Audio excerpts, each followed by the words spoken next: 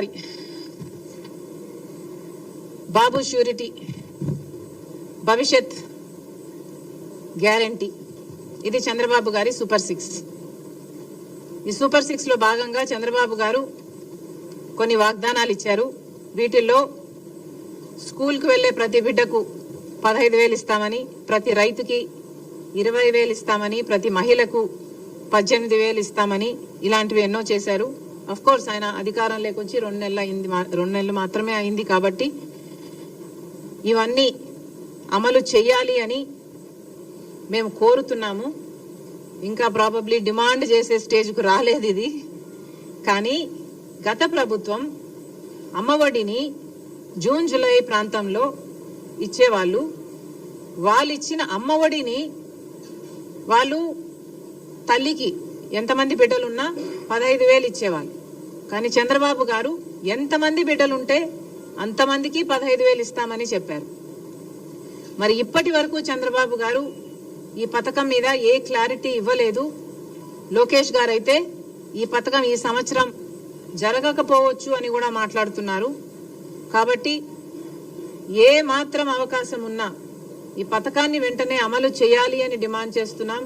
ఎందుకంటే మీరు చెప్తున్న సాకు ఇప్పుడు డేటా లేదు, మీ దగ్గర ఇన్ఫర్మేషన్ లేదు అని చెప్తున్నారు. కానీ గత ప్రభుత్వం డేటా అయినా ఉండాలి కదా.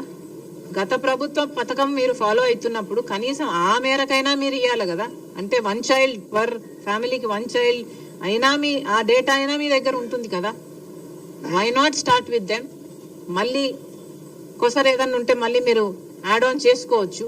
కానీ అసలే ఇవ్వకపోవడం, అది కూడా జూన్ జూలై ఈ మాసాలలో ఇస్తే ఆ తల్లులకు పనికొచ్చే పథకం ఇది. కాబట్టి చంద్రబాబు గారు ఈ పథకం తల్లి దీవెన, అదేనా, తల్లికి వందనం, ఈ పథకం కింద ఏ మాత్రం వీలున్నా కనీసం 1 చైల్డ్ కైనా ఇవ్వాలని కాంగ్రెస్ పార్టీ కోరుతుంది. అలాగే మహిళలకి ఉచిత బస్సు, దీంట్లో ప్రాబ్లం ఏమిటో మాకైతే అర్థం కావటం లేదు. సూపర్ 6 లో భాగంగా మీరు మహిళలకి బస్సులో ప్రయాణం ఉచితం అని మీరు చెప్పారు. మరి దీంట్లో విధి విధానాలు ఏముంటాయి? మహిళలు అన్నాక మహిళలే కదా. ఒక మహిళ బస్సు ఎక్కితే 0 టికెట్ ఇవ్వాలి, ఫ్రీ టికెట్ ఇవ్వాలి. It's as simple as that. Telangana ప్రభుత్వము అధికారంలోకి వచ్చిన వెంటనే ఈ పథకాన్ని అమలు చేయగలిగినప్పుడు మీరు అధికారంలోకి వచ్చిన వెంటనే ఇదే పథకాన్ని, మహిళలకు ఫ్రీ టికెట్ ఇచ్చే పథకాన్ని ఎందుకు అమలు చేయలేకపోతున్నారో మాకు అర్థం కావటం లేదు. కనీసం ఇంత చిన్న పథకాన్ని కూడా అమలు చేసే ధైర్యం మీరు కనపరచకపోతే ఇది ఎలా అర్థం చేసుకోవాలో కూడా ప్రజలకు అర్థం కావటం లేదు. కాబట్టి కనీసం ఈ పథకం, మహిళలకు ఉచిత బస్సు అనే ఈ పథకమైనా వెంటనే అమలు చేయాలని కాంగ్రెస్ పార్టీ డిమాండ్ చేస్తుంది. తర్వాత రైతులకు ఏటా 20,000 ఇస్తామని చంద్రబాబు గారు చెప్పారు. మరి దానికి విధి విధానాలు అంటున్నారు. 80 లక్షల మంది రైతులు, కనీసం మీరు జూన్ జూలైలో ఇస్తే వాళ్ళకి పంట వేసుకోవడానికైనా పనికొచ్చేది. అది ఇవ్వకపోగా, అది ఎప్పుడు ఇస్తారా అని రైతులందరూ ఎదురు చూస్తుంటే అది ఇవ్వకపోగా విత్తనాల కోసం కొన్ని చోట్ల లైన్లలో నిలబడుతున్నారు అని మేము అడిగితే మమ్మల్ని ఎద్దేవా చేశారు.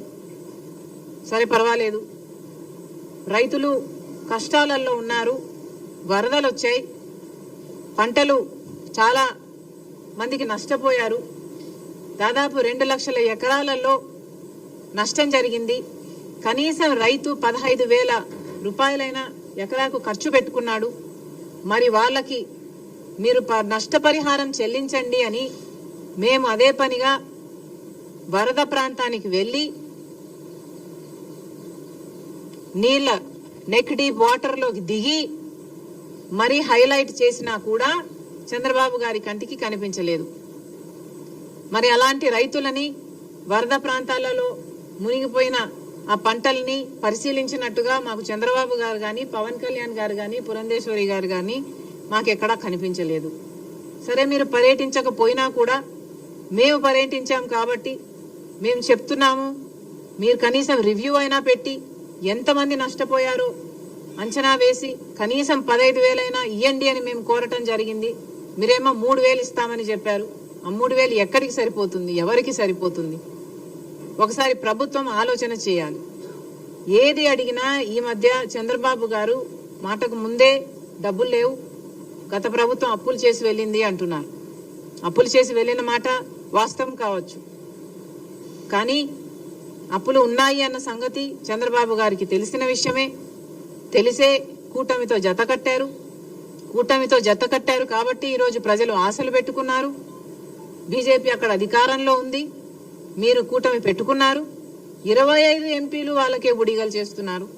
కాబట్టి అక్కడ నుంచి డబ్బులు తెచ్చే బాధ్యత కూడా చంద్రబాబు గారిది. ఇలా ప్రతిదానికి డబ్బులు లేవు అనకుండా చంద్రబాబు గారు ఏం చేస్తారో, ఎలా చేస్తారో ఏదో ఒకటి చెయ్యాలి. అన్ని పథకాలకు డబ్బులు తీసుకురావాలని కాంగ్రెస్ పార్టీ డిమాండ్ చేస్తుంది. మీరేమన్నా మాట్లాడతారా?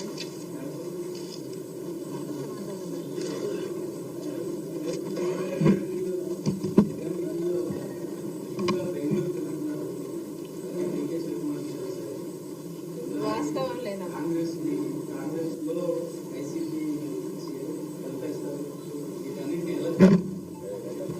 ఇంతకుముందే చెప్పినట్టున్నాం కదా, పిల్లకాలువలన్నీ సముద్రంలో చేరాల్సిందే అని. కలుపుతారా? కలపండి. Most welcome.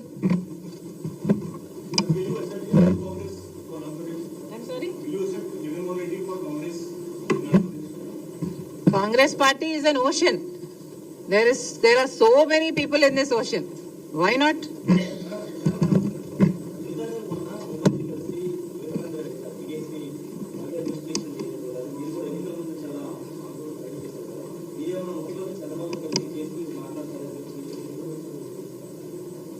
అవసరం ఉందని నేను అనుకోవటం లేదు. ఎందుకంటే సునీత ఆల్రెడీ కలిసింది ప్రభుత్వాన్ని. గత ప్రభుత్వంలో న్యాయం జరగలేదు, అప్పుడు ఎన్డీఏ అధికారంలో ఉంది. ఇప్పుడు మళ్ళీ అక్కడ ఎన్డీఏ అధికారంలో ఉన్నా ఇక్కడ ప్రభుత్వం మారింది కాబట్టి న్యాయం జరుగుతుందేమో అన్నది సునీత ఆశ. తప్పులేదు కదా కలిస్తే.